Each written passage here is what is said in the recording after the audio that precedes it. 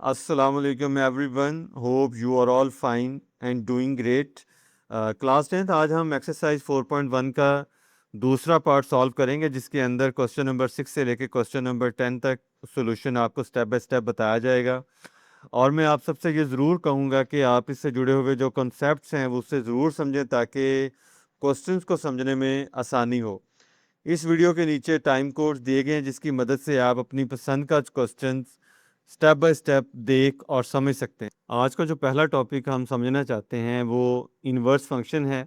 Exercise 4.1 के पहले part में हमने फंक्शन को बड़े डिटेल से समझा था, ठीक है। अगर वो आपके जहन में है तो इन्वर्स फंक्शन आपको बड़ी आसानी से समझ आ जाएगा, ठीक है।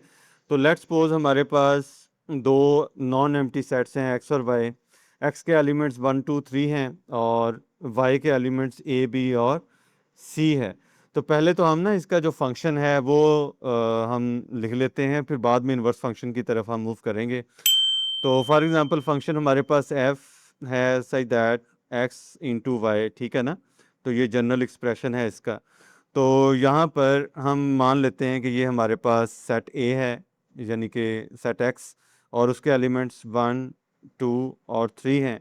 और उसके साथ जो सेट वाई है हमारे पास, उसको भी हम ज़रा क्रिएट कर लेते हैं। तो सेट वाई के जो एलिमेंट्स हैं वो ए बी और सी है, ठीक है। तो अब यहाँ पर कुछ इस तरह से हम अरेंजमेंट कर लेते हैं कि आपने इनपुट 1 दी तो हमारे पास जो आउटपुट है वो ए आ गई। इनपुट जैसे ही आपने 2 दी हमारे पास आउटपुट बी आ गई। और जैसे ही आपने इनपुट 3 दी हमारे पास आउटपुट सी आ गई। तो कुछ इस तरह से हमने बनाया था ना फंक्शन के लिए, थोड़ा सा इस तरह से क्रिएट किया था। और फंक्शन को हम जो जाहिर करते हैं वो एफ से जाहिर करते हैं, ठीक है। तो ये जो फंक्शन है एक्स टू वाई है, तो हम कुछ इस तरह से, आपको याद होगा लिखा करते थे, पिछले लेक्चर में भी आपको बताया था कि अगर आप इनपुट 1 दी आपने और आउटपुट आपको क्या मिली ए, जब आपने इनपुट 2 दी आउटपुट आपको क्या मिली बी, और जैसे ही आपने इसको इनपुट 3 दी तो आपके पास आउटपुट क्या है, यहाँ पे सी नज़र भी आ रहा है आपको, ठीक है ना। तो इसका जो जनरल एक्सप्रेशन आपको याद होगा, हमने कुछ इस तरह से लिखा था कि फंक्शन एफ ऑफ एक्स ये बराबर होगा वाई के। इसके अंदर जो ये जो एक्स इनपुट है ये तमाम की तमाम सेट एक्स से ली है, और वाई आपकी सारी की सारी आउटपुट्स हैं। अब ज़रा देखिएगा कि हम इन्वर्स को कैसे डिनोट करते हैं। एफ इन्वर्स सादा लफ्ज़ों में समझ लें कि हमने रिवर्स गियर लगा देना है। पहले एक्स टू वाई था, अब हमने वाई टू एक्स कर देना है। ये कैसे हुआ अभी आपको डायग्राम की सूरत में भी हम समझा देते हैं। फॉर एग्जांपल ये आपके पास ये जो पहला, ये हमारा, इसको हम दोबारा बना लेते हैं ज़रा नीट करके, ठीक है। ये हमारे पास पहला सेट एक्स है, और यहाँ पे हम दूसरा सेट पी बना लेते हैं ओवल शेप में, ताकि क्लैरिटी आ जाए। तो ये हमारे पास सेट एक्स है और ये सेट वाई है। इसके एलिमेंट्स लिख लेते हैं सेट एक्स के 1 2 और 3। वाई के हमारे पास हैं ए बी और सी। आप देखिए रिवर्स गियर कैसे लगेगा। अब आपने इनपुट जो देनी है वो ए देनी है और आउटपुट 1 मिल गई। इनपुट बी दी, आउटपुट आपको 2 मिल गई। इनपुट आपने सी दी, आउटपुट आपको 3 मिल गई। कुछ इस तरह से हम लिखेंगे कि फंक्शन में आपने ए इनपुट दी और आउटपुट 1 आ गई। देखने में बहुत सादा बात लग रही है, लेकिन इसे आप समझेंगे तो आपके दिमाग में बात बैठेगी, और इसे बार बार आपने घर में बैठ के प्रैक्टिस करनी है, तब ये आपके जहन में जाके चीज़ बैठेगी। अच्छा, अब यहाँ पर इसका जनरल एक्सप्रेशन क्या बनेगा, क्योंकि अब ये जो ए बी सी है, यानी कि ये फंक्शन यहाँ पे वाई है ना, क्योंकि ये वाई वाली एलिमेंट्स हैं, तो क्योंकि ये इन्वर्स में जा रहा है और आउटपुट्स आपकी वो एक्स वाली आ गई तो इसलिए एक्स लिख दिया। तो ये बड़ा इंपॉर्टेंट है, यहाँ पर ये जो दोनों जनरल एक्सप्रेशन हैं हमारे, ये बार बार आगे क्वेश्चन में यूज़ होंगे, तो इसको जहन में बैठा लें, ठीक होगी बात। मैं दोबारा से बता देता हूँ। फंक्शन में क्या था कि एक्स में, यानी कि पहले वाला जो सेट है उसकी इनपुट्स थी और दूसरे वाले सेट की आउटपुट्स। रिवर्स गियर में क्या लगा, जो पहले आउटपुट थी ए बी सी वो अब बन गई है इनपुट, और जो पहले इनपुट थी वो अब बन गई है आउटपुट। समझ आ रही है ना जी। अब इसको हम यहाँ पर फिर डायग्रामेटिकली कैसे हम इसको लिखेंगे, इस तरह से एफ इनवर्स की सूरत में मेंशन कर दें कि ये इनवर्स है, ठीक है ना। तो इसकी बड़ी खूबसूरत मिसाल है, जैसे आप शूज़ पहनते हैं पाँव में ना, ठीक है। तो शूज़ पहनने के बाद जब आप समझ लें कि जैसे शूज़ पहने हैं, तो वो आपका समझ लें कि फंक्शन एफ है। और जैसे शूज़ उतारे हैं आपने, रिवर्स गियर लगा दिया, तो पाँव दोबारा से आपके सामने नज़र आना शुरू हो जाते हैं। ऐसे ही है ना, कि जहाँ से चले थे वहीं पर वापस आ गए। अच्छा, अब इसका जो लास्ट पार्ट है ना, वो ये है कि इनवर्स फंक्शन उन सेट्स के लिए वैलिड है जिन सेट्स के दरमियान में फंक्शन को एक ख़ास फंक्शन होता है जिसका नाम बाइजेक्टिव फंक्शन होता है।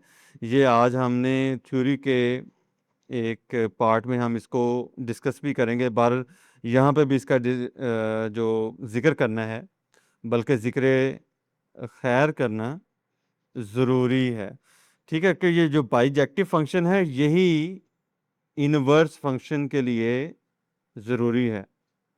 ये आपका ना मल्टीपल चॉइस क्वेश्चन के लिए इम्पॉर्टेंट पॉइंट है, ठीक है। तो इसको आप ज़रा ज़हन में डाल दें। अब डेफिनेटली आपके ज़हन में आ रहा होगा कि सर ये जो बाइजेक्टिव फंक्शन है ये किस बला का नाम है। तो बाइजेक्टिव फंक्शन में दो कंडीशन होती हैं, तो बड़े सादा तरीके से मैं आपको बताता हूँ। पहली कंडीशन ये है कि तमाम इनपुट्स के लिए यूनिक आउटपुट होगी, यानी कि हर इनपुट के लिए एक आउटपुट होगी अलग-अलग। तो इसमें है, तो इसका मतलब एक कंडीशन पूरी हो गई। दूसरी कंडीशन क्या है? दूसरी कंडीशन ये है कि जितनी भी आउटपुट्स हैं, ठीक है ना, वो तमाम की तमाम इनपुट्स के साथ इंगेज होनी चाहिए। कोई भी ऐसी आउटपुट नहीं होनी चाहिए जो कि फारिग रह जाए। मिसाल के तौर पे अगर मैं मान लें कि यहाँ पे एक एलिमेंट डी लिख देता हूँ। अब ये जो एलिमेंट डी है, अब देखें इसके साथ कोई इंगेज इनपुट नहीं है, तो सूरत हाल में आप ये समझ लें कि ये बाइजेक्टिव फंक्शन नहीं रहेगा। बाइजेक्टिव के लिए ये दोनों कंडीशंस का फुलफिल होना ज़रूरी है कि यूनिक आउटपुट्स, जैसे मैंने पहले बताया, अलग-अलग आपकी आउटपुट सब इनपुट के साथ होंगी। और दूसरा ये कि तमाम की तमाम आउटपुट्स इंगेज होंगी, कोई भी आउटपुट खाली नहीं रहनी चाहिए। तब हम कहेंगे कि ये जो फंक्शन है ये बाइजेक्टिव फंक्शन है, और उसी का बाइजेक्टिव फंक्शन का ही इनवर्स फंक्शन एग्जिस्ट करता है। होपफुली बात ज़हन में बैठी होगी। एक्सरसाइज 4.1 का क्वेश्चन नंबर 6 आपको नज़र आ रहा है, तो इसी से हम स्टार्ट करते हैं। Find F inverse of x in each of the following. इसके कुछ पार्ट्स हैं, ठीक है, और आपको सामने उनकी वैल्यूज़ नज़र आ रही हैं। इसका हमने इनवर्स फाइंड आउट करना है। क्योंकि ये पहला पार्ट है तो इसे मैं स्टेप बाय स्टेप बड़ी डिटेल से समझाऊंगा। इसको आप ज़रा गौर से समझिएगा। नेक्स्ट पार्ट्स आपके इंशाल्लाह जल्दी से हो जाएंगे और आपको आसानी से समझ आ जाएगी, ठीक है। सबसे पहला काम ये करना है कि ये जो स्टेटमेंट आपको नज़र आ रही है इसको आप एज इट इज़ लिख लें। एफ ऑफ एक्स, इसकी वैल्यू हमारे पास 2x माइनस 3 है। सबसे पहला काम ये करना है कि एफ ऑफ एक्स आपने y के अगेंस्ट पुट कर लेना है। अभी हमने थ्योरी में भी समझा था, ठीक है। अगर आपने थ्योरी नहीं देखी तो आप प्लीज़ उसको देख लीजिए। तो वहाँ पे आपको मैंने समझाया था कि एफ ऑफ एक्स हम y के बराबर रखते हैं, ठीक है। y के बराबर पुट कर लिया, उसके बाद आपने सामने वैल्यू वैसे ही रख लेनी है। अच्छा, अब कहानी ये है कि अब आपने ये जो x है ना, इसको अलहदा करना है। x की वैल्यू हमें चाहिए, तो x की वैल्यू चाहिए तो ये -3 दूसरी तरफ जाके प्लस हो जाएगा, y प्लस 3 आ जाएगा, और इधर हमारे पास 2x बच जाएगा। क्योंकि हमें तो सिर्फ x ही की वैल्यू चाहिए, तो उस x की वैल्यू दरकार है। 2 इधर मल्टीप्लाई हो रहा है तो दूसरी तरफ जाके क्या हो जाएगा, डिवाइड हो जाएगा, ठीक है। तो इसको अब ज़रा हम सीधा करके लिख लेते हैं कि x इधर लिख लें और y प्लस 3 ओवर जो 2 है वो इधर लिख लें, ठीक है। यहाँ तक अगर बात समझ आ गई है तो आगे जो मामला है वो आसान है। अब उसके बाद ये जो x है, ठीक है ना, इसको हम f इनवर्स y पुट कर सकते हैं। फिर वही बात थ्योरी वाली मैं यहाँ पे मेंशन भी कर देता हूँ, ठीक है ना, कि ये जो f इनवर्स y होता है इसको हम एक्स के अगेंस्ट पुट कर सकते हैं, ठीक है। और ये मामला आपको थ्योरी में बड़ा डिटेल से समझाया है, आप इसको बड़ी आसानी से समझ सकते हैं। इसी तरह से मैं यहाँ पर ऊपर भी मेंशन कर दूँ ताकि ये भी एक रेफरेंस के तौर पर आपके जहन में रहे कि ये जो एफ ऑफ एक्स की वैल्यू है इसे हम वाई के अगेंस्ट पुट कर सकते हैं। ठीक होगी बात जी। अब उसके बाद आपने ये जो सामने वाली वैल्यू है ये एज इट इज़ लिख लेनी है, y+3/2। ठीक है। अब इसके बाद हमारा बस लास्ट स्टेप है, क्योंकि हमने एफ ऑफ एक्स का इन्वर्स फाइंड आउट करना है एक्स के लिहाज से, तो सिंपली स्टैंडर्ड नोटेशन के लिए आपने क्या करना है, यहाँ पर लास्ट स्टेप में जहाँ जहाँ y है वहाँ आपने सिंपली x रिप्लेस कर देना है, y को x में बदल देना है। F inverse x is equal to x+3 divided by 2। तो ये आपका इन्वर्स आ जाएगा। कितना आसान है, ठीक है। इसको मैं दोबारा समराइज़ कर देता हूँ आप लोगों के लिए ताकि जो अगले वाले क्वेश्चन हैं वो आप आसानी से समझ सकें। सबसे पहला हमने ये काम किया कि ये जो गिवन वैल्यू है उसको एज इट इज़ लिख लिया हमने। उसके बाद एफ ऑफ एक्स को हमने वाई पुट कर दिया, बिकॉज एफ ऑफ एक्स का जो आउटपुट होता है वो वाई में होता है। अब नेक्स्ट स्टेप में हमने ये करना है कि ये जो एक्स की वैल्यू है उससे हमने अलहदा करना है। एक्स की वैल्यू अलहदा करने के लिए यहाँ -3 पड़ा है, ये दूसरी तरफ जाके +3 हो जाएगा। क्योंकि हमें प्योरली एक्स चाहिए तो 2 भी हमारे लिए जायज़ है, तो 2 इधर मल्टीप्लाई हो रहा है, दूसरी तरफ जाके डिवाइड हो जाएगा। हमने इसको सीधा करके लिख लिया अपनी आसानी के लिए, राइट हैंड साइड को लेफ्ट हैंड साइड पे लिख लिया और लेफ्ट हैंड साइड को राइट हैंड साइड पे लिख लिया, कोई हर्ज नहीं है। अब ये जो x है, जैसे एफ ऑफ एक्स के लिए y बराबर था, तो इसका जो रिवर्स गियर है, जैसे थ्योरी में मैंने बोला, तो एफ इनवर्स y हम लिख सकते हैं x की जगह पर, ठीक है। तो एफ इनवर्स y लिख दिया, अब सामने भी y की वैल्यू है। अब जो जो लास्ट स्टेप आपने क्या करना है कि ये जहाँ जहाँ y है वहाँ x लिख लेना है। क्यों? क्योंकि हमें जो given value F of x है इसका इन्वर्स चाहिए, तो उसी के लिहाज से हम ये जो वेरिएबल है यहाँ पे x यूज़ कर लेते हैं। ठीक होगी बात जी। अब ज़रा चलते हैं जो इसके नेक्स्ट पार्ट्स हैं उसे हम ज़रा क्विकली सॉल्व करते हैं, क्योंकि हमने जो जो पहला पार्ट है इस पर बड़ा टाइम लगा दिया है, तो उम्मीद है कि बात जो है वो जहन में बैठ गई होगी। तो अब ज़रा इंशाल्लाह चीज़ों को स्ट्रीमलाइन करते हैं। तो दूसरे पार्ट को हम एज इट इज़ लिख लेते हैं जैसे कि आपको बताया है, 4x³ -1। तो यहाँ पे ये जो एफ ऑफ एक्स है आपको पता है इसको किस में बदलना है, y में। और उसके बाद 4x³ -1, वहाँ पे अगर आपने हवाले के तौर पे जैसे ऊपर मैंने बताया लिखना चाहें लिख दें, ना भी लिखें तो कोई ऐसा मसला नहीं है, क्योंकि यहाँ पे हमें x को अलहदा करना है। तो -1 इधर आके क्या हो जाएगा, +1, और दूसरी तरफ 4x³ ही रहेगा। क्योंकि हमें अकेला x चाहिए तो यहाँ पर y+1 डिवाइडेड बाय 4 आ जाएगा, बिकॉज 4 इधर मल्टीप्लाई हो रहा है। अब यहाँ पर समझने वाली बात यह है कि हमें इसका क्यूब भी ख़त्म करना है। तो क्यूब ख़त्म करने के लिए क्या करेंगे, दोनों तरफ 1/3 के साथ हम मल्टीप्लाई कर लेंगे, किसको, पावर को, y+1/4। तो ये तमाम की पावर जो है वो ये क्या आ जाएगी, 1/3 आ जाएगी। राइट हैंड साइड पे 3 3 से कट जाएगा, यहाँ पे हमारे पास x आ जाएगा और y+1 डिवाइडेड बाय 4। और हम 1/3 को क्यूब रूट में भी तो लिख सकते हैं ना, आपको याद होगा जो स्क्वायर रूट है वो इस तरह से लिखा जा सकता है जिसकी वैल्यू जो है वो 1/2 होती है। इसी तरह से 1/3 जो है पावर, उसे क्यूब रूट में चेंज किया जा सकता है, ठीक है ना जी। अच्छा, अब आपके पास x की वैल्यू अलहदा हो चुकी है, तो यहाँ पर आपने क्या काम करना है, यहाँ पे हम थोड़ा सा आगे थोड़ा सा इसको लिख लेते हैं। इस ये जो हमारे पास राइट हैंड साइड पे वैल्यू है इसे हम लेफ्ट हैंड साइड पे ले जाते हैं, x is equal to cube root of y+1 divided by 4। अब यहाँ पर हम x को रिप्लेस कर देंगे एफ इनवर्स y के साथ, जैसा कि आपको थ्योरी में भी बताया और पहले वाले पार्ट में भी बड़े डिटेल से बताया, ठीक है। y+1 डिवाइडेड बाय 4 ये क्यूब रूट पूरे का है ना। और लास्ट में सिर्फ जहाँ जहाँ y है वहाँ पे आपने x रिप्लेस कर देना है और आपका आंसर आ जाएगा। ठीक है जी।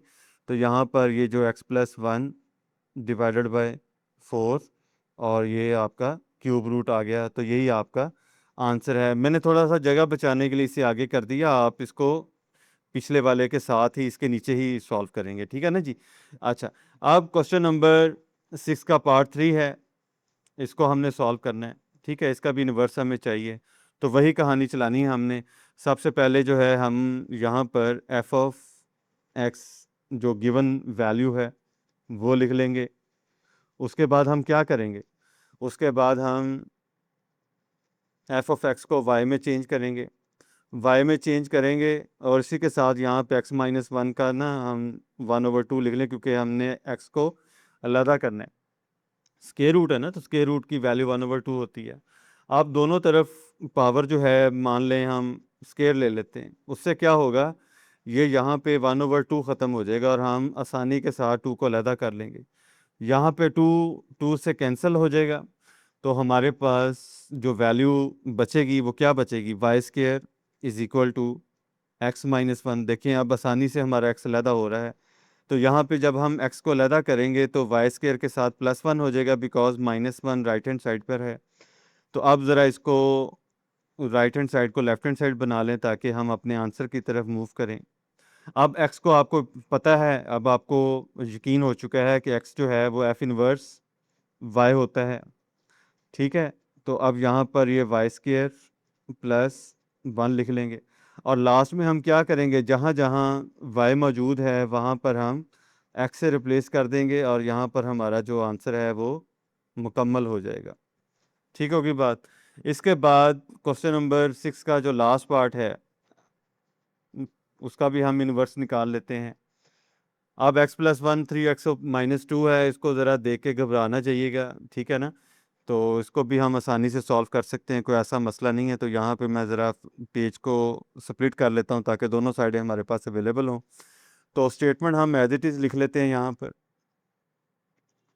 F of x is equal to x+1 divided by 3x-2। कहानी वही चलेगी जैसे है ना।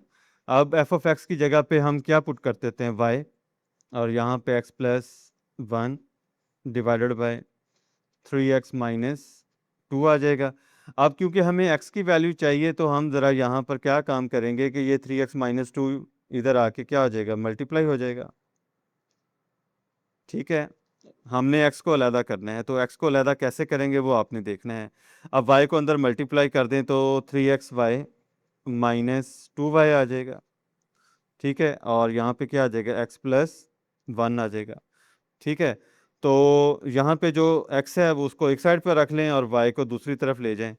तो यहाँ पर आप 3xy, और यहाँ पे देखें x पॉजिटिव है, इधर आके -x हो जाएगा, और ये जो -2y है राइट हैंड साइड पे 2y आ जाएगा और यहाँ पर ये +1 ले लेंगे। अच्छा, अब लेफ्ट हैंड साइड पे कोई कॉमन आता है, डेफिनेटली x कॉमन आता है, तो अंदर हमारे पास क्या बचेगा, 3y -1 बच जाएगा, और ये हमारे पास वैल्यू क्या आएगी, 2y+1। अच्छा, अब इसके बाद हम नेक्स्ट जो है यहाँ पर x को हम अलहदा करके लिख लेते हैं। अब 3y-1 देखिए इधर मल्टीप्लाई हो रहा है तो राइट हैंड साइड पे जाएगा तो डिवाइड होगा। 2y+1 पहले से चलता आ रहा है तो इसको एज इट इज़ लिख लेते हैं, और नीचे वैल्यू क्या लिखेंगे, 3y-1। और x को आप किससे रिप्लेस करना है, f इनवर्स y के साथ।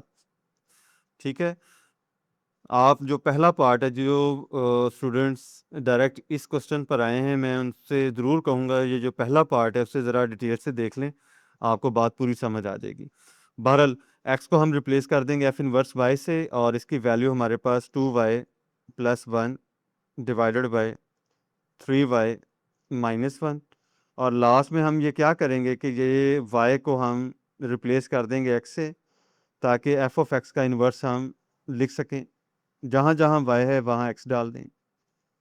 ठीक है जी, तो ये जो कहानी है हमारी यहाँ पर तमाम हो जाएगी और यही हमारा इन्वर्स का आंसर है। इसके बाद क्वेश्चन नंबर 7 है, उसमें भी हमने इनवर्स ही के क्वेश्चंस करने हैं, थोड़ी सी कंडीशंस डिफरेंट हो जाएंगी। कहता है functions f and g are defined as f of x की वैल्यू दी हुई है, जी ऑफ एक्स की वैल्यू दी हुई है। बोला है दोनों का आप अलग-अलग जो है इन्वर्स फाइंड आउट कर लें, तो कर लेते हैं। तो इसको भी हम यहाँ पे स्प्लिट करके एक तरफ एफ ऑफ एक्स का इन्वर्स फाइंड आउट कर लेंगे और दूसरी तरफ जी ऑफ एक्स का इन्वर्स फाइंड आउट कर लेंगे। एफ ऑफ एक्स की वैल्यू पहले सीधी सीधी लिख लें कि एफ ऑफ एक्स की वैल्यू क्या है हमारे पास। एफ ऑफ एक्स की वैल्यू जो हमें गिवन है वो 4x प्लस 2 गिवन है। एफ ऑफ एक्स की जगह पे अब हमने क्या रिप्लेस करना है, y 4x प्लस 2। अब क्या करेंगे, डेफिनेटली हम x को अलहदा करने के लिए पहले 2 को इधर भेजेंगे, y माइनस 2, और 4 राइट हैंड साइड पे मल्टीप्लाई हो रहा है, तो लेफ्ट हैंड साइड पे ये क्या हो जाएगा, डिवाइड हो जाएगा। ठीक है जी। तो अब x को हम ज़रा सीधा करके लिख लें ताकि हम आंसर की तरफ मूव करें।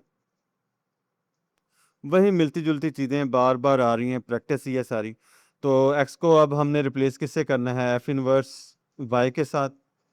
ठीक है, और लास्ट में हमने इसी y को किस में चेंज कर देना है, हमने x में चेंज कर देना है ना y को। तो हमारे पास इनवर्स आ जाएगा एफ ऑफ एक्स का, जहाँ जहाँ y है वहाँ रिप्लेस कर दें x के साथ। ठीक है, तो ये एफ इनवर्स x आ चुका है आपके पास।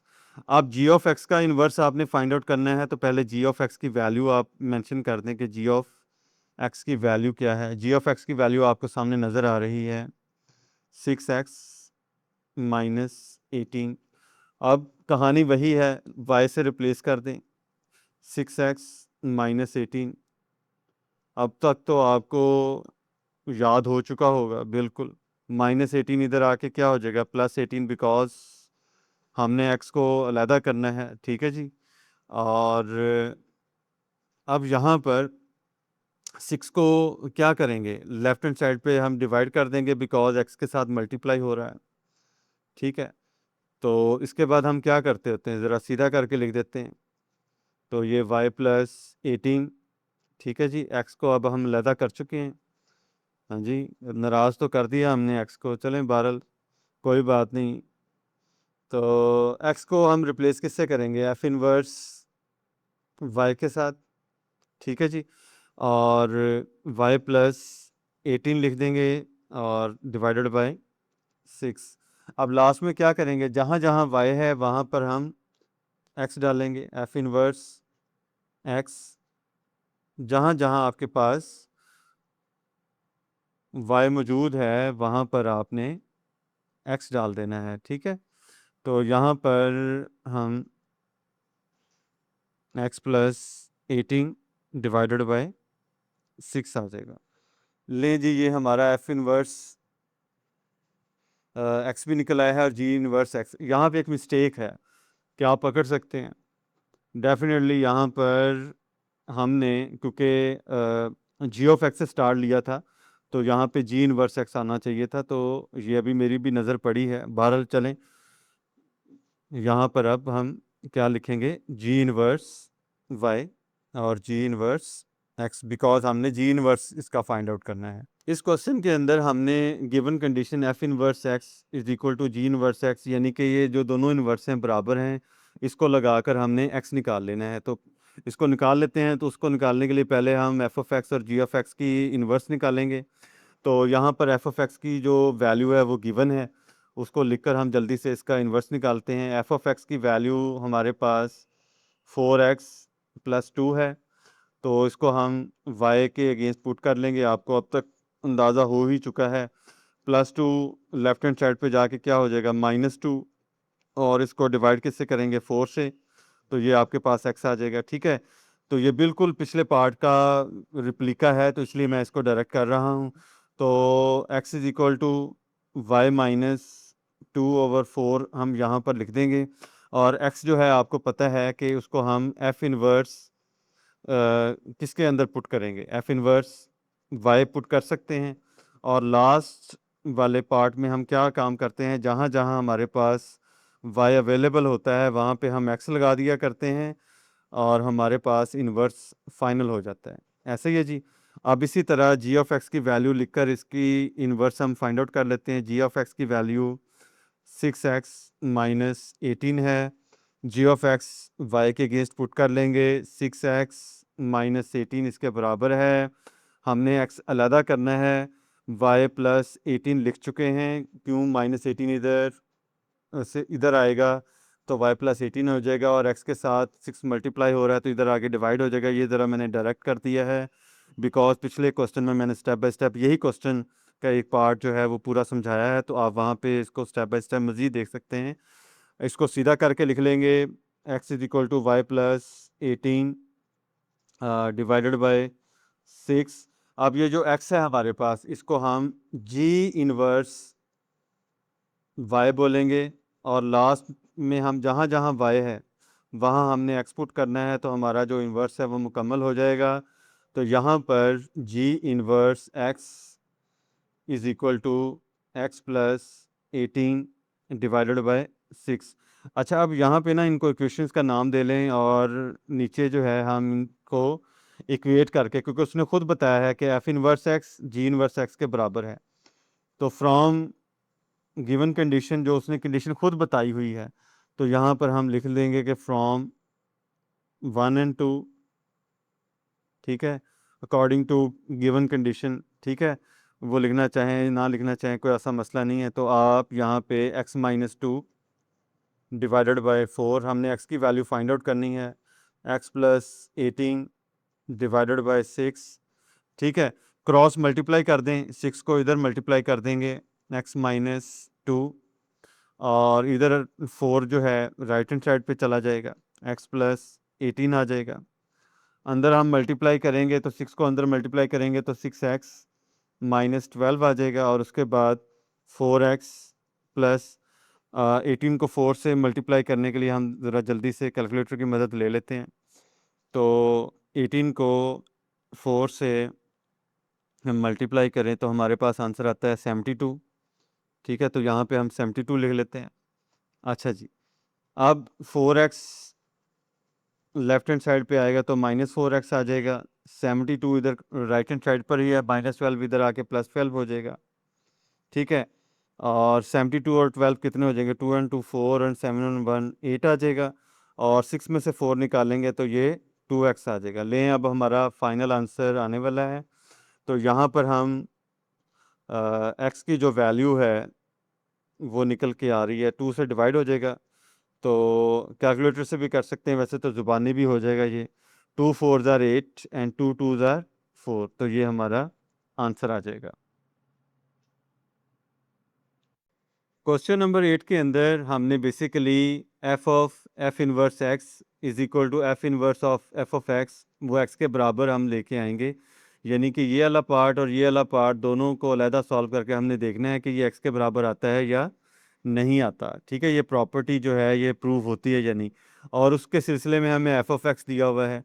इसको हमने हल इस तरह से करना है कि ये जो गिवन f ऑफ x है इसका इन्वर्स फाइंड आउट कर लेंगे, और उसके बाद हम ये जो कंपोजिशन ऑफ फंक्शन है इनको हल कर लेंगे। तो कंपोजिशन ऑफ फंक्शन हम एक्सरसाइज 4.1 के पहले पार्ट में बड़ा डिटेल से बता चुके हैं, तो वहाँ से आप डिटेल से इसको देख सकते हैं। चलें हम इसको अब सॉल्व करते हैं। तो गिवन जो वैल्यू है वो आप एज इट इज़ लिख लें कि एफ ऑफ एक्स जो है वो हमारे पास x-6 है। यहाँ पे एफ ऑफ एक्स जो है हम y के अगेंस्ट पुट कर सकते हैं, जैसे कि पिछले क्वेश्चन में हम करते चले आ रहे हैं। और इसके बाद हम ये करेंगे कि x को हमने अलहदा करना है, तो -6 इधर से राइट हैंड साइड से लेफ्ट हैंड साइड पे जाएगा, तो ये y+6 हो जाएगा। तो ये x हम अलहदा कर चुके हैं, तो इसको हम ज़रा फ्लिप कर देते हैं, ठीक है, ये हम कर सकते हैं। और x की जगह पे हम f इनवर्स y लिख सकते हैं ना जी। और y+6 आ जाएगा। पिछले क्वेश्चन में हम बार बार ये करते आ रहे हैं। अब ये जो f इनवर्स y है यहाँ पर, क्योंकि हमने f ऑफ x का इन्वर्स लेना है, तो जहाँ जहाँ y है वहाँ हम x पुट कर देंगे, तो ये हमारे पास f ऑफ x का इन्वर्स आ चुका है। अब हम इस f इनवर्स x को बारी बारी यहाँ पर कंपोजिशन के साथ हल करेंगे और अपना आंसर ले आएंगे। तो देखें स्टार्ट कहाँ से करना है, f इनवर्स x से, तो उसको हम लिख लेते हैं यहाँ पे। और F of F inverse x, ठीक है ना। तो ये वाली वैल्यू हमने निकालनी है, तो यहाँ पर हम स्प्लिट कर देते हैं ताकि ये दोनों चीज़ें आमने सामने हम हल कर लें। एफ इनवर्स एक्स आपको ऊपर नज़र आ रहा है, और मैंने यहाँ रफ वर्क में एफ ऑफ एक्स की वैल्यू पहले से लिख रखी है ताकि आपको देखने में आसानी और समझने में आसानी हो, ठीक है। तो अब यहाँ पर हम इसको वैल्यूज़ को लिखकर आगे इसको सॉल्व कर लेते हैं। अच्छा जी, एफ इनवर्स एक्स की वैल्यू हम पहले पुट करेंगे क्योंकि ये इनर फंक्शन है और इनर फंक्शन को पहले पुट किया जाता है, तो एक्स प्लस 6 लिख लेंगे। ऐसा ही है, एफ इनवर्स एक्स की जगह पर इसकी जो वैल्यू है वो पुट कर दी। अब ये जो एफ के अंदर एक्स प्लस 6 है, ये इनपुट का काम करेगा फॉर फंक्शन एफ। तो फंक्शन एफ की जो इक्वेशन है वो क्या है, वो आपके सामने नज़र आ रही है, एक्स माइनस 6 है। जहाँ एक्स की वैल्यू है वहाँ आप एक्स प्लस 6 मैंशन कर दें, ठीक है। और आगे क्या है, -6, तो ये 6 -6 से कट जाएगा और हमारे पास आंसर क्या आ जाएगा, एक्स। तो इसको ज़रा इक्वेशन 1 बोल दें, और जो इसकी वैल्यू है पीछे वाली वो भी लिख दें ताकि क्लैरिटी रहे। अब इसके बाद जो इसका दूसरा पार्ट था वो कहता था कि अब आप ये करें कि एफ इनवर्स को पहले रख लें और एफ ऑफ एक्स को इनर फंक्शन के तौर पर लें और फिर देखें कि आंसर क्या वही आता है या डिफरेंट आता है। अब एफ इनवर्स क्योंकि बाद में हल करना है और एफ ऑफ एक्स की वैल्यू हमने पहले रखनी है, तो एफ ऑफ एक्स की वैल्यू एक्स माइनस 6 आपने पहले रख दी। अब ये इनपुट का काम करेगा एफ इनवर्स के लिए। अब एफ इनवर्स की वैल्यू एक्स प्लस 6 है, तो जहाँ जहाँ एक्स है वहाँ पे आपने एक्स माइनस 6 रख लेना है। तो एक्स की जगह पे आपने एक्स माइनस 6 रखा और बाद में क्या है, प्लस 6 है। तो फिर ये 6 -6 से कट जाएगा, तो हमारे पास वैल्यू क्या बच के आई, एक्स। तो यहाँ पे आप इक्वेशन 2 लिख दें। अब इक्वेशन 1 और 2 देखें, इसका आंसर क्या आ रहा है, सेम आ रहा है ना, एक्स आ रहा है। तो इसका मतलब ये है कि आपने जो गिवन कंडीशन है वो प्रूव कर दी है, और लास्ट में आप जो गिवन कंडीशन है वो भी लिख दें कि F of F inverse X ये बराबर होगा जी F inverse of F of X. ये दोनों जो वैल्यूज़ हैं ये एक्स के बराबर हैं, ठीक है। फ्रॉम 1 एंड 2 ऊपर लिखना चाहें लिख दें। तो इस तरह से हमने जो बाकी इसके पार्ट्स हैं वो भी करेंगे। जिसका जो दूसरा पार्ट है उसके अंदर भी आपको एफ ऑफ एक्स गिवन है, तो एफ ऑफ एक्स की मदद से आप पहले एफ इनवर्स फाइंड आउट करें, ठीक है। तो यहाँ पहले हम एफ ऑफ एक्स की वैल्यू एज इट इज़ लिख लेते हैं, वो है 7x -4, और आपको पता है कि एफ ऑफ एक्स की जगह पे हम y जो है वो पुट कर सकते हैं। इसके बाद हमने क्या करना होता है, एक्स की वैल्यू को हमने अलहदा करना होता है, ठीक है। तो -4 लेफ्ट हैंड साइड पर आके +4 हो जाएगा, क्योंकि एक्स के साथ 7 मल्टीप्लाई हो रहा है तो दूसरी तरफ जाके ये डिवाइड हो जाएगा, ठीक है जी। और इसको फ्लिप कर लें यहाँ पर ताकि हम इनवर्स को क्लैरिटी के साथ लिख सकें, ठीक है जी। अब इसके बाद क्या करना है, इसी एक्स को हमने एफ इनवर्स वाई के अगेंस्ट पुट कर लेना है। और मैं ये बार बार कहता जा रहा हूँ कि ये एफ इनवर्स की जो थ्योरी है और इसके जो पहला पार्ट है यानी कि क्वेश्चन नंबर 6 का, वो ज़रा गौर से ज़रूर देखिएगा ताकि आपको ये सारी कहानी जहन में रहे, अगर कोई बंदा यहाँ पे डायरेक्ट ये क्वेश्चन देख रहा है। अच्छा जी, y प्लस 4 डिवाइडेड बाय 7 आ जाएगा। और अब यहाँ पे आपके पास y है, वहाँ वहाँ आपने क्या पुट कर देना है, x पुट कर देना है। तो हमारे पास ये f इनवर्स निकल कर आ गया है x प्लस 4 डिवाइडेड बाय 7। अब हम ये जो ऊपर वाली जो वैल्यूज़ हैं उसको हम फाइंड आउट कर सकते हैं, कंपोजिशन वाली, ठीक है। तो एफ इनवर्स यहाँ पे आपको ऊपर नज़र आ रहा है और एफ एफ एक्स की वैल्यू जो है वो आपको रफ वर्क में यहाँ पे नज़र आ रही है। तो यहाँ इसको हम ज़रा स्प्लिट करके लिख लेते हैं ताकि आमने सामने दोनों वैल्यूज़ को हम लिख सकें। अच्छा जी, पहले हमने फाइंड आउट करना है f of F inverse x, ठीक है। इसको हमने एक्स के बराबर लेकर आना है। पहले एफ इनवर्स एक्स क्योंकि इनर फंक्शन है इसलिए इसकी वैल्यू लिख लेते हैं एक्स प्लस 4/7।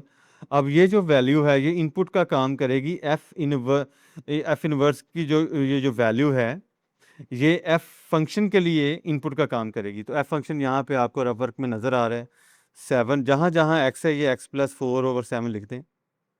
तो एक ही जगह पर एक्स मौजूद है, यहाँ पे देख रहे होंगे, और बाद में माइनस 4 है। अब ये जो 7 है ये 7 से कट जाएगा, पीछे हमारे पास जो वैल्यू बचेगी वो बचेगी x प्लस 4 माइनस 4, ये 4 माइनस 4 से कट जाएगा तो ये इक्वल x के आ जाएगा और इसको आप इक्वेशन 1 का नाम दे रहे हैं। अच्छा जी, उसके बाद आपने एफ इनवर्स को बाहर रख लेना है और एफ ऑफ एक्स को इनर फंक्शन के तौर पर यूज़ करना है तो कर लेते हैं। अच्छा, अब आप मुझे खुद बताएं कि एफ ऑफ एक्स की वैल्यू क्या है, जो मैंने साइड पे लिख के रखी हुई है 7x माइनस 4। अब ये इनपुट का काम करेगी एफ इनवर्स के लिए। अब एफ इनवर्स की वैल्यू के अंदर जहाँ x है वहाँ पे ये वैल्यू पुट कर दें, 7x माइनस 4 यहाँ x की जगह पे पुट कर दिया, आगे क्या है प्लस 4, डिवाइड यहाँ पे किससे कर रहे हैं 7 के साथ।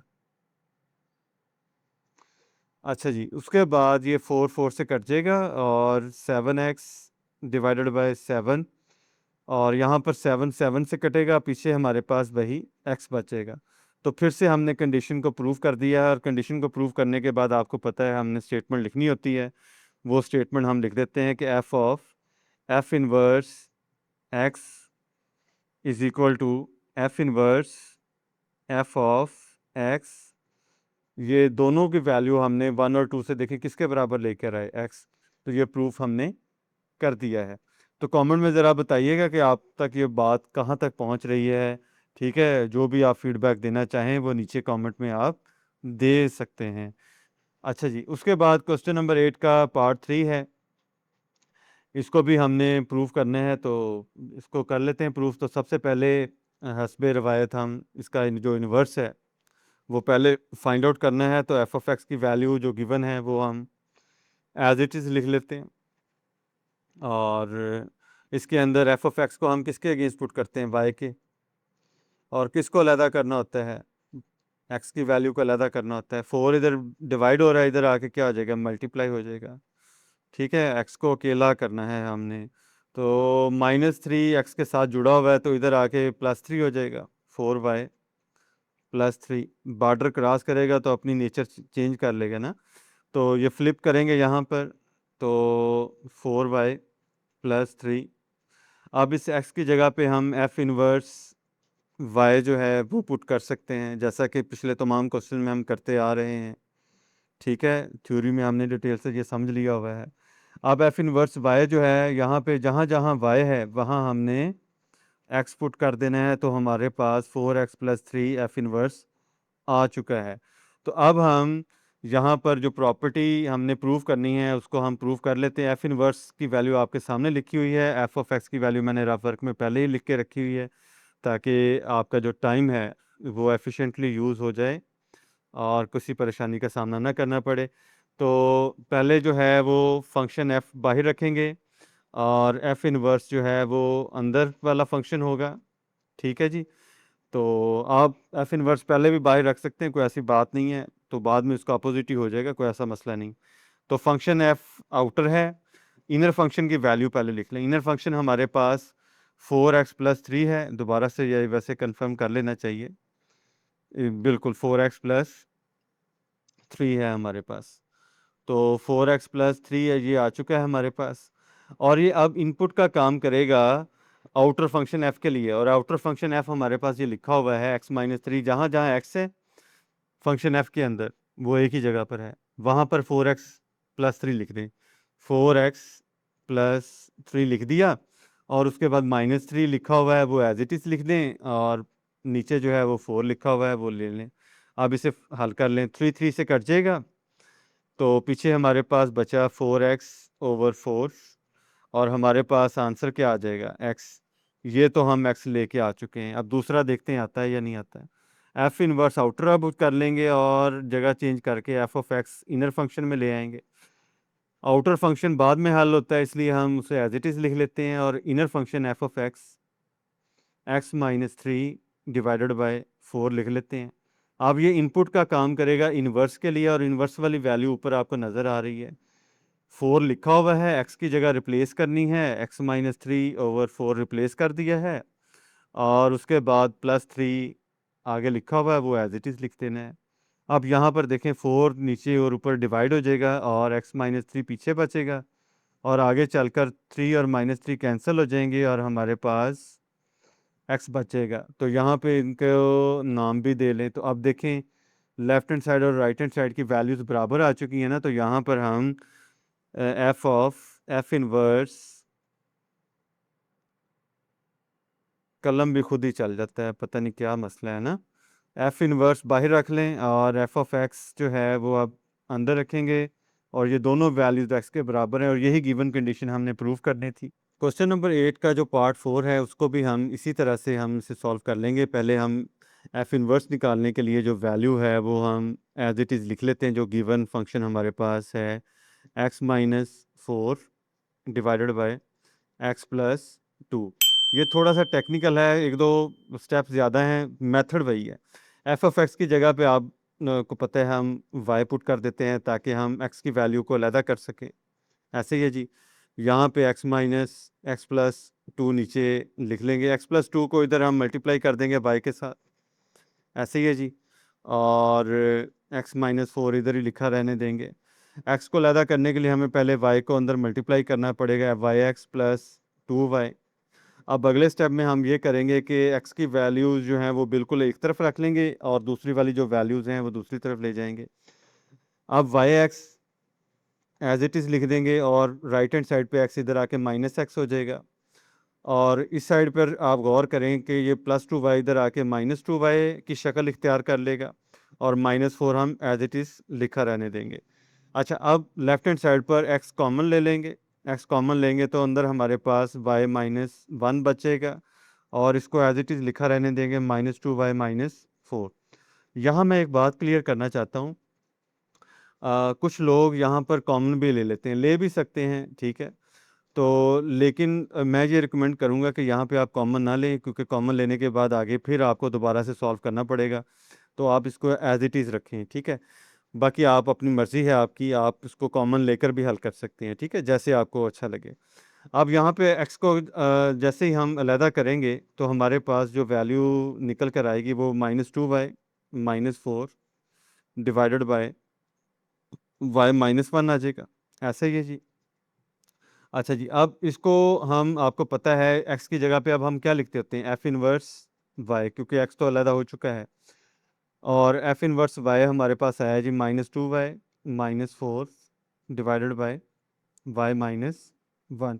और लास्ट में जहाँ जहाँ y है वहाँ पर आपने क्या लिख देना है जी, x लिख देना है। तो इस तरह आपके पास f इनवर्स x निकल आएगा। तो -2x -4 और डिवाइड कर देंगे x -1 के साथ। अब f इनवर्स की वैल्यू आपके पास आ चुकी है। अब f ऑफ x के साथ आप इसको सॉल्व करके जो गिवन कंडीशन है उसको प्रूव कर दें। तो कंपोजिशन ऑफ फंक्शन की जो वैल्यू है पहले वाली वो लिख देते हैं, जिसके अंदर आउटर फंक्शन f है और inner function f inverse of x है। तो इसको हम देख लेते हैं।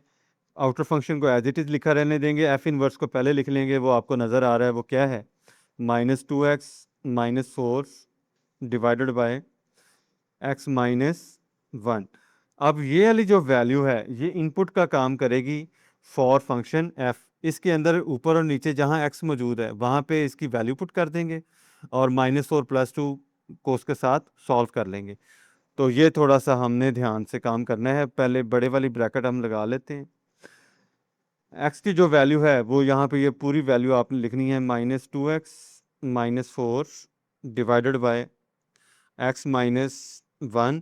आगे साइन किसका हमारे पास है, माइनस का, और 4 वैल्यू आपको नज़र भी आ रही है। उसके बाद डिनोमिनेटर में x की जगह रिप्लेस करनी है, ठीक है ना। यहाँ पे ये वाले x की जगह, इस x की जगह जब रिप्लेस करेंगे तो ये पूरी वैल्यू उसके अंदर हम डालेंगे, -2x -4 डिवाइडेड बाय x -1, और उसके आगे +2 है, ठीक है। तो इसको हमने सॉल्व करना है।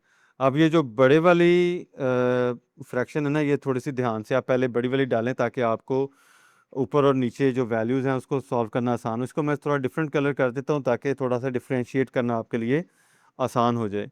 तो यहाँ पर हम फ्रैक्शन लिखते हैं, एलसीएम लेना है ना जी। तो जिसके नीचे कोई वैल्यू नहीं होती वो 1 होती, तो 4 के नीचे आपने 1 ही कंसीडर करना है ना। तो x -1 इसका एलसीएम आ जाएगा। x माइनस वन को x माइनस वन से डिवाइड करेंगे तो आंसर 1 आएगा, और 1 को ऊपर वाली वैल्यू से मल्टीप्लाई करेंगे तो वही वैल्यू आ जाएगी, -2x -4। ठीक है, अब यहाँ पर ऊपर -4 की वैल्यू जो है, ठीक है, वो आपने एज इट इज़ लिख लेनी है, और नीचे वाली जो वैल्यू यानी कि डिनोमिनेटर है उससे आपने मल्टीप्लाई कर देना है। ये तो आगे बात ऊपर वाली।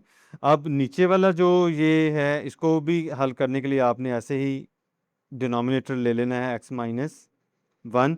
x-1 से कटेगा, यानी ये जो एलसीएम है ना, कट जाएगा x-1 से, पूरा पूरा सेम है। तो 1 को ऊपर आप मल्टीप्लाई करेंगे तो एज इट इज़ -2x-4 लिख देंगे, और आगे क्या है +2, और +2 के आगे आपने ये एलसीएम से आपने मल्टीप्लाई कर देना है, क्योंकि ये वैल्यू इसके साथ मल्टीप्लाई होगी, बिकॉज 2 के नीचे जो डिनोमिनेटर है वो 1 था। इसको अब हम मज़ीद सॉल्व कर लेते हैं। मज़ीद सॉल्व करने के लिए हम अपने ओरिजिनल कलर ब्लू की तरफ आ जाते हैं। बड़ी फ्रैक्शन हम यहाँ पे बनाती है। ऊपर वाली जो वैल्यूज़ हैं उसको सॉल्व करने के लिए हम यहाँ पर LCM x-1 as it is आ जाएगा, ऊपर -2x -4, -4 को अंदर मल्टीप्लाई करेंगे -4x +4 आ जाएगा। अब ये -4 +4 से कट जाएगा, ठीक है, बाकी वैल्यू -4x और -2x आगे जाके क्या हो जाएगा, प्लस, मतलब जो वैल्यूज़ हैं 6x हो जाएगी और साइन माइनस ही करेगा। अच्छा, नीचे वाली वैल्यूज़ को भी इसी तरह से सॉल्व कर लेते हैं। -2x, आगे क्या है -4, +2 को अंदर मल्टीप्लाई कर दें +2x -2। ठीक है जी। इसके बाद हम ये जो डिनोमिनेटर है आपको ऊपर नज़र भी आ रहा है, वो एज इट इज़ हम लिख देंगे। ठीक है, ये वाला x-1। अच्छा, अब एक आप बात यहाँ पे गौर करें कि ये वाला x-1 और ये x-1 सेम है, तो ये यहाँ पर कट कट जाएगा, और बाकी वैल्यूज़ को हम नीचे जो है वो सॉल्व कर लेंगे। ऐसे यहाँ पे भी देख लें अगर कोई चीज़ कट होती है, यहाँ पर अगर आप गौर करें तो -2x और +2x सेम है, तो ये कट जाएंगे। अच्छा, मज़ीद जब हम इसको सॉल्व करेंगे नीचे, तो यहाँ पर जो वैल्यू हमारे पास बच के आ रही है वो -2x -4x कितना हो जाएगा, -6x आ जाएगा, और नीचे जो है हमारे पास क्या बच रहा है, -4 और -2, ये -6 आ जाएगा, और -6 से कटेगा तो हमारे पास जो फाइनल वैल्यू है वो x की आ जाएगी, जो कि हमने निकालनी थी। अब ये तो हमने एक तरफ वाला काम किया। अब f इनवर्स वाली जो वैल्यू है वो हमने पहले रखनी है, ठीक है, और बाद में एफ ऑफ एक्स की वैल्यू जो है वो इनर फंक्शन के तौर पे रख के उसको सॉल्व करना है। जो एफ इनवर्स वाला फंक्शन है उसे एज ए आउटर फंक्शन लिख देंगे, और इनर फंक्शन के तौर पर हमारे पास एफ ऑफ एक्स लिखा जाएगा। ठीक है, एफ ऑफ इनवर्स आप as it is outer function के तौर पर लिख दें। एफ ऑफ एक्स की वैल्यू आपको सामने नज़र आ रही है, x-4 डिवाइडेड बाई x+2। अब ये वाली जो वैल्यू है ना जी एफ ऑफ एक्स की, ये इनपुट का काम करेगी फॉर इनवर्स वैल्यूज़। यहाँ पे जो एक्स एक्स लिखा हुआ है, यहाँ पे ये वैल्यू रिप्लेस कर देंगे। ये ज़रा ध्यान से हम करेंगे, और बड़ी फ्रैक्शन लगाकर यहाँ पर -2 पहले लिखा हुआ है, -2 लिख दें, और यहाँ पर x की जो वैल्यू है वो यहाँ पर हम रिप्लेस करेंगे x-4 डिवाइडेड बाई x+2 के साथ। ठीक है जी, आगे क्या है -4। अब डिनोमिनेटर में भी इसी तरह से x की जो वैल्यू है उसकी जगह पे ये सारी की सारी वैल्यू आप रिप्लेस करेंगे, x-4 ओवर x+2, और लास्ट में क्या है -1। इसको हम मज़ीद सॉल्व करते हैं। करने से पहले हम -2 को अंदर मल्टीप्लाई कर देंगे। -2 को अंदर मल्टीप्लाई करेंगे तो हमारे पास -2x आ जाएगा। -2 को -4 से मल्टीप्लाई किया तो ये +8 आ जाएगा, और इसके साथ नीचे डिनोमिनेटर के तौर पर हमें x+2 भी लिखना है, ऐसे ही है, और आगे -4 है। अब नीचे वैल्यूज़ जो हैं उसे एज इट इज़ लिख दें, उसको बाद में हम प्रोसेस कर देंगे, और सामने -1 लिखा हुआ है। अच्छा, अब मज़ीद सॉल्व करने से पहले ये जो बाइफरकेशन है हम ज़रा इसको मज़ीद बढ़ा दें ताकि नीचे तक ये थोड़ा सा अलहदा ही रहे। अच्छा जी, अब ज़रा इसको सॉल्व करने के लिए हम यहाँ पर एक बड़ी फ्रैक्शन लगा देते हैं, और ऊपर एक फ्रैक्शन लगाते हैं ताकि इसका डिनोमिनेटर ले सकें। x+2 डिनोमिनेटर आ जाएगा हमारे पास, x+2 से कटेगा, ऊपर की वैल्यू सेम आ जाएगी -2x + 8, ये -4 एज इट इज़ हम लिख देंगे, क्योंकि 4 के नीचे 1 है, तो x + 2 को 1 से डिवाइड करेंगे, x + 2 ही आंसर आएगा, तो x + 2 को 4 से हमें मल्टीप्लाई करना पड़ेगा। इसी तरह से हम नीचे वाली जो वैल्यूज़ हैं उसको भी हम इसी तरह से सॉल्व करेंगे। x + 2 एलसीएम आ जाएगा, x + 2 से कटेगा तो x - 4 आप एज इट इज़ लिख लेंगे। बाद में माइनस है, 1 लिखा हुआ है, तो क्योंकि 1 के नीचे भी 1 ही डिनोमिनेटर है, तो x + 2 को 1 से डिवाइड किया, आंसर x + 2 है, और x + 2 को फिर 1 से क्या करना पड़ेगा, मल्टीप्लाई करना पड़ेगा। एलसीएम वाला जो काम है ना, ये आपको ज़हन नशीन होना चाहिए ना। अच्छा जी, फिर उसके बाद हम इसकी जो डिवीज़न वाला सेगमेंट है उसको मज़ीद बढ़ा लेते हैं। अच्छा जी, अब इसको ज़रा हम फाइनल वैल्यू की तरफ लेके चलते हैं।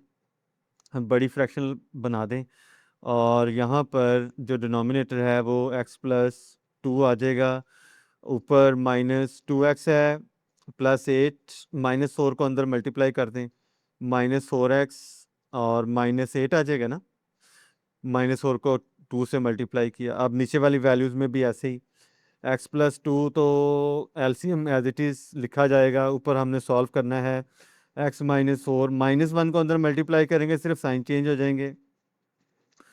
अच्छा जी, अब यहाँ पर जो जो चीज़ें आपको कटती हुई नज़र आ रही हैं उसे काट दें। ये जो एलसीएम है, नीचे वाला ऊपर वाला, ये कट जाएंगे, सेम है ना, और बटे का बटा कट जाया करता है, ये आपको पता होना चाहिए। अच्छा, ये +8 -8 से कट जाएगा, और इधर -x +x से कट जाएगा।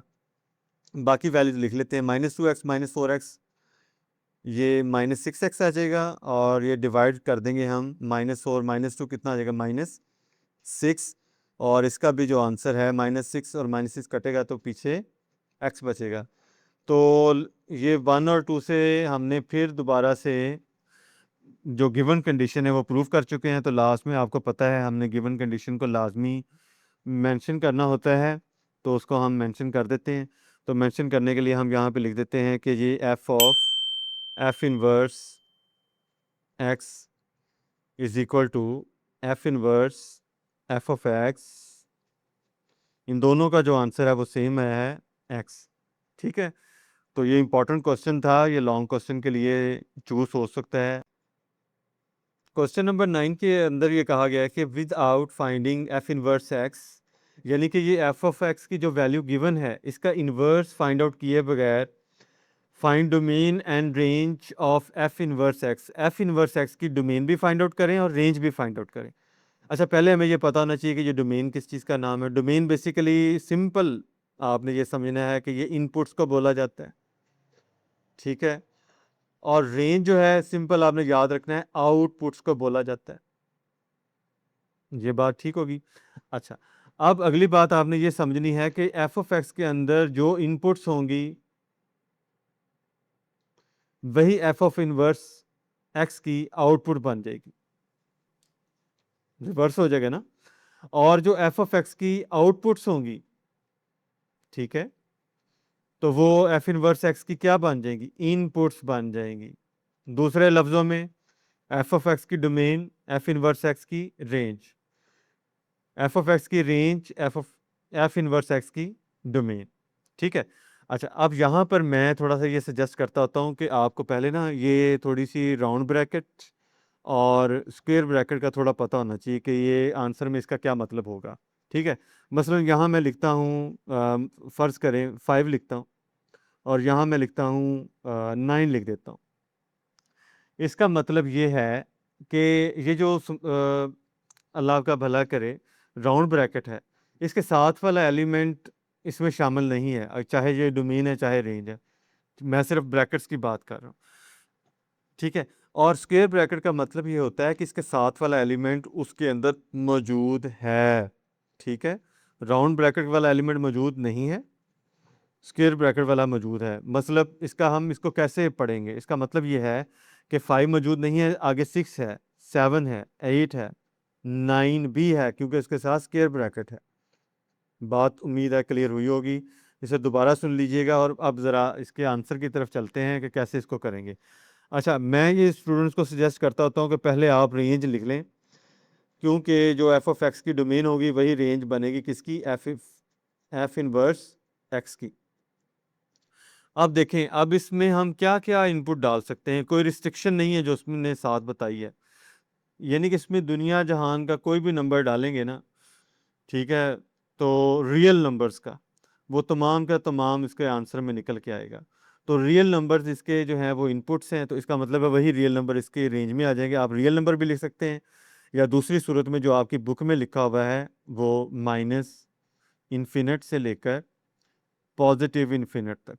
बिकॉज इन्फिनिट को हम उस तरह से डिफाइन नहीं करते, तो इसीलिए हम इसके साथ राउंड ब्रैकेट लगाते हैं। ठीक है, तो यानी माइनस इन्फिनिट और प्लस इन्फिनिट मौजूद नहीं, इसके दरमियान में जितने भी रियल नंबर्स हैं वो तमाम के तमाम रेंज में आएंगे। अच्छा, अब डोमेन क्या होगी एफ इनवर्स की, domain of F inverse of x. ठीक है, जो कि आउटपुट बनेगी, आप दुनिया जहान का नंबर इसमें डाल दें, आपका कोई ना कोई आंसर निकलेगा, चाहे ज़ीरो डाल दें चाहे वन डाल दें। देखें, ज़ीरो डाल के देख लें, 12 को ज़ीरो से मल्टीप्लाई करेंगे आंसर -3 आ जाएगा। तो आप इसको कैलकुलेटर से बड़ी कोशिश करें, आपको कोई ना कोई आंसर इसका ज़रूर मिलेगा। क्लियर? तो इसका मतलब है आउटपुट भी तमाम ही नंबर्स आ रहे हैं रियल नंबर, तो इसलिए इसकी जो डोमेन है वो माइनस इन्फिनिट से पॉजिटिव इन्फिनिट ही रहेगी। ठीक है, तो ये तो सिंपल था। इसी तरह जो क्वेश्चन नंबर 9 का पार्ट 2 है उसको भी आपने इसी तरह से कर लेना है, और इसके भी देखें आगे कोई रिस्ट्रिक्शन नहीं लिखी हुई, यानी कि इसमें एक्स की वैल्यू आप जो दिल चाहे वो पुट कर सकते हैं। तो लिहाजा इसका भी पहले वाले पार्ट की तरह आंसर आ जाएगा, क्योंकि मैंने पहले पार्ट में डिटेल से बता दिया है। तो यहाँ पे मैं सीधा आंसर अब लिखने लगा हूँ, माइनस इन्फिनिट से लेकर पॉजिटिव इन्फिनिट तक। और राउंड ब्रैकेट का आपको अब समझ आ गई है कि राउंड ब्रैकेट का मतलब ये है कि इसके अंदर ये पॉजिटिव इन्फिनिट और माइनस इन्फिनिट की वैल्यू इंक्लूड नहीं है। पहले हमने डोमेन लिख दी, अब इसकी हमने रेंज लिख देनी है। क्लियर होगी बात जी? अब अगले जो 2 पार्ट हैं उसको ज़रा थोड़ा सा समझ के करना है, बिकॉज वहाँ पे थोड़ी रिस्ट्रिक्शंस मौजूद हैं। ठीक है, अच्छा, अब एफ ऑफ एक्स की वैल्यू दी हुई है और बताया है कि एक्स आपने बिल्कुल -1 नहीं लेना। भाई क्यों नहीं लेना? आप यहाँ पे देखें, -1 नीचे डालें, ऊपर तो -1 चलें डाल दिया, नेगेटिव में आपका आंसर आ जाएगा। लेकिन नीचे -1 से आप हल करेंगे तो ये देखें ना, ऊपर 1 की जगह 1 डाला, नीचे आप 1 वैसे ही है, और यहाँ पे -1 एक्स की जगह पर है, तो नीचे क्या बनेगा 1 - 1, तो 1/0, तो 0 से डिवाइड करेंगे तो आंसर जो है वो अनडिफाइंड आ जाएगा, यानी कि वो आप उसको हल ही नहीं कर पाएंगे। समझ आ रही है ना बात? तो इस सूरत हाल में हम क्या करेंगे कि -1 आपने इंक्लूड नहीं करना आंसर के अंदर, ये याद रखना है। अब जैसा कि मैंने आपको बताया था पहले कि पहले आप इसकी रेंज को लिख लिया करें, ताकि आपका आंसर जो है वो आसानी से निकले। जो डोमेन बनेगी एफ ऑफ एक्स की वही रेंज बनेगी एफ इनवर्स की। अच्छा, अब मेरी बात सुने, -1 के अलावा तो आप दुनिया जहान का नंबर इसके अंदर रख सकते हैं ना। तो इसका मतलब ये है कि यहाँ आप माइनस इन्फिनिट से लेकर -1 तक यहाँ पे आप ब्रैकेट लगा दें स्मॉल वाली। ठीक है, अब ये तो होगी माइनस वाली वैल्यूज ने, ये तो नहीं बोला कि प्लस वाली वैल्यूज नहीं लगानी, प्लस वाली भी तो लगा सकते हैं, इसलिए इसका यूनियन ले लेंगे। यूनियन लेंगे तो स्टार्ट कहाँ से करेंगे, -1 से ही, जो कि इंक्लूड नहीं है। उसके ऊपर वाली जितनी भी वैल्यूज़ हैं, जैसे कि आप जो है वो 0 ले सकते हैं, उसके 2 ले सकते हैं, 3 ले सकते हैं, यानी कि पॉजिटिव इन्फिनिट तक जितनी भी वैल्यूज़ हैं वो इनपुट में ले सकते हैं। तो वो आपकी क्या बन जाएगी, एफ ऑफ एक्स की जो डोमेन है वो रेंज में हमने कन्वर्ट कर दिया। अब चलते हैं डोमेन किसकी, एफ इनवर्स की, domain of F inverse of x.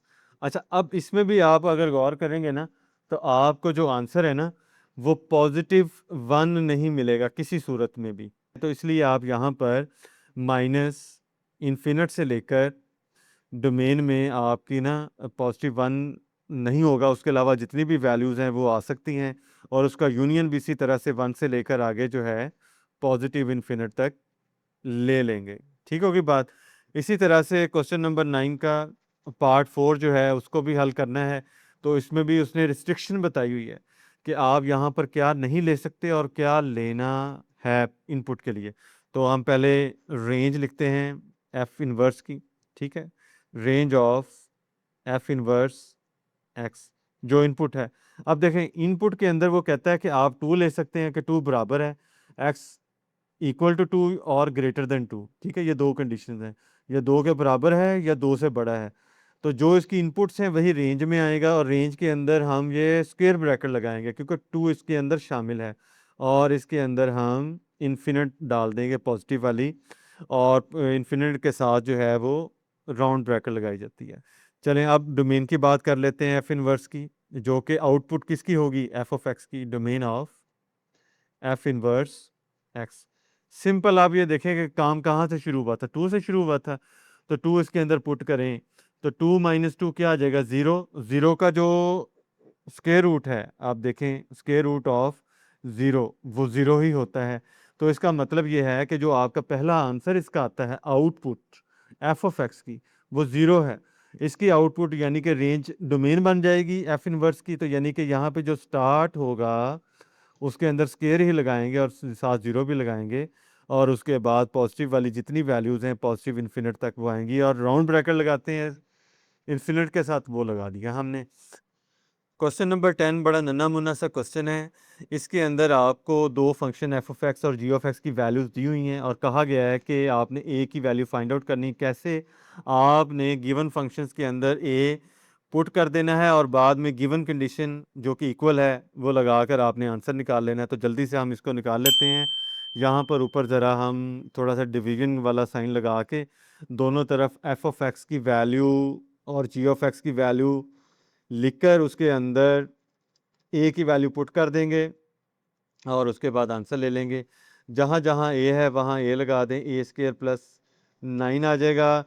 और एफ ऑफ ए तो ले लिया। अब जी ऑफ एक्स के लिए हम एक्स प्लस 21, तो उसने खुद बोला हुआ है कि ए की वैल्यू निकालनी, तो एक्स की जगह पे ए लगा दें तो ए प्लस 21 आ जाएगा। यहाँ पे इक्वेशन 1 लिख लें, यहाँ ये इक्वेशन 2 लिख लें। तो यहाँ पे आप फ्रॉम इक्वेशन 1 एंड 2 जो गिवन कंडीशन है अकॉर्डिंग टू गिवन कंडीशन, ठीक है, एटीजीसी, वो लिखकर आप यहाँ पर ए स्क्र प्लस 9 को इक्वेट कर दें किसके साथ, ए प्लस 21 के साथ, ठीक है। तो अब क्योंकि हमें ए की वैल्यू चाहिए तो ए स्क्र और ये ए इधर आके माइनस ही हो जाएगा, और ये प्लस 9 ऐसे ही रहेगा इधर, और प्लस 21 इधर आके क्या हो जाएगा, -21, ठीक है। तो आगे हम यहाँ पर ए स्क्र माइनस ए प्लस 9 -21 कितना आ जाएगा, -12 आ जाएगा ना जी। अच्छा जी, अब इसके बाद आपने इसकी मिड टर्म को जो स्केयर वाली वैल्यू होती है ना, ये जैसे ए स्केयर है, इसके कॉफिशिएंट ले लेते हैं और सामने कांस्टेंट की वैल्यू ले लेते हैं। 12 को 1 से मल्टीप्लाई करेंगे तो 12 आ जाएगा। तो उसको फैक्टर्स बनाएंगे, 1 इंटू 12 इसी तरह से बनाते जाएंगे तो आपको एक फैक्टर 4 इंटू 3 मिलेगा। तो इसकी सूरत में आप माइनस ए जो है उसको स्प्लिट कर सकते हैं। तो वो कैसे करेंगे, तो ए स्केयर -4a प्लस 3a लिख सकते हैं ना। देखें -4a प्लस 3a वापस -a में चला जाएगा, -12 इज इक्वल टू 0। पेयर बन गए हैं। पहले दोनों में देखें a कॉमन है तो अंदर हमारे पास a -4 आ जाएगा। आगे +3 कॉमन है तो अंदर हमारे पास a माइनस आ जाएगा। 3 4 12, ये -4। अब ये देखें ये वैल्यूज दोनों एक जैसी हैं, इसका मतलब हमारा आंसर ठीक आ रहा है। तो यहाँ पे a+3। अब यहाँ पर a की दो वैल्यूज़ निकल रही हैं, तो अब इन दोनों वैल्यूज़ को हमने क्या काम करना है कि 0 के अगेंस्ट पुट करके हमने दोनों वैल्यूज़ का जो अलग अलग आंसर है वो ले लेना है। तो वो ले लेते हैं आंसर इसका। a-4 को आप 0 के अगेंस्ट पुट करेंगे तो आपके पास a की वैल्यू बनेगी 4, और जब आप a+3 को 0 के अगेंस्ट पुट करेंगे तो आपके पास आंसर आएगा -3। तो इस तरह से जो आपका आंसर है उसके अंदर दो वैल्यूज़ इन्वॉल्व हैं, 4 और -3, और इसको आप आंसर की शक्ल में लिख भी दें। क्लियर होगी बात जी, ये आपका आंसर है। थ्योरी के कुछ पॉइंट्स रहते थे तो मैंने ये मुनासिब समझा कि एक्सरसाइज के एंड पे ये मैं आपको थोड़ा सा बता दूं, क्योंकि इसका उस तरह से एक्सरसाइज में इन्वॉल्वमेंट तो नहीं थी, लेकिन ये बच्चों को पता होना चाहिए। हो सकता है एमसीक्यूज के हवाले से ये बात आपसे पूछी जाए। तो यहाँ पे टाइप्स ऑफ फंक्शन में हम वन टू वन फंक्शन को पहले हम डिस्कस कर लेते हैं कि ये वन टू वन फंक्शन क्या होता है। बेसिकली आपके पास अगर दो यहाँ पर सेट हैं, ठीक है, तो मान लीजिए आपके पास सेट एक्स है और ये सेट वाई है। तो सेट एक्स की इनपुट्स 1 2 3 मान लें, और वाई की इनपुट्स आप मान लें ए बी सी और डी। ठीक है, तो वन टू वन फंक्शन के लिए ज़रूरी है कि तमाम के तमाम इनपुट्स, इनकी जो आउटपुट होगी ना वो यूनिक होगी। ठीक है ना, यानी कि अलग अलग होगी। और आउटपुट बच जाए ना बच जाए ये कोई कंडीशन नहीं है। सिर्फ कंडीशन ये है कि जितनी भी इनपुट्स के साथ आउटपुट बनेंगी वो सब की सब अलग अलग होंगी, यूनिक होंगी। ठीक होगी बात। ये तो होगी बात आपकी वन टू वन फंक्शन की। अब अगर ऑन टू फंक्शन की बात करें, तो ऑन टू फंक्शन में हम थोड़ा सा हम ये बताना चाहते हैं कि जितने भी एलिमेंट्स हैं आउटपुट के वो सारे के सारे इंगेज होंगे। वो कैसे? फॉर एग्जांपल यहाँ पे हम दो जो है सेट ले लेते हैं, सेट एक्स है और सेट जो है वाई है। सेट एक्स के एलिमेंट्स ले लें 1 2 3, सेट वाई के एलिमेंट्स ए बी, और बल्कि ए बी ही ले लें, इसको भी देख लेते हैं। अच्छा, 1 को आपने ए के साथ जो है वो अटैच कर दिया, 2 को आपने बी के साथ अटैच कर दिया। ठीक है, ये फंक्शन जो है वो एक्स से वाई की तरफ है बहरहाल, और 3 को भी आपने बी के साथ अटैच कर दिया। ये फंक्शन है क्योंकि तमाम के तमाम इनपुट्स एक दफ़ा यूज़ हुए, आउटपुट चाहे दो दफ़ा आ जाए नो प्रॉब्लम। लेकिन आप गौर करें कि तमाम की तमाम जो आउटपुट्स हैं वो इंगेज हैं, कोई भी आउटपुट ऐसी नहीं है जो इनपुट के साथ अटैच ना हो। ठीक है, तो इस तरह वाला जो फंक्शन होता है ना वो ऑन टू फंक्शन होता है। और लास्ट में जो यहाँ पे आपको नज़र आ रहा है जिसको हम डिस्कस करना चाहते हैं फंक्शन को, वो आपको बाइजेक्टिव फंक्शन, ये हमने थोड़ा सा पहले भी डिस्कस किया था इनवर्स फंक्शन वाले पार्ट के अंदर।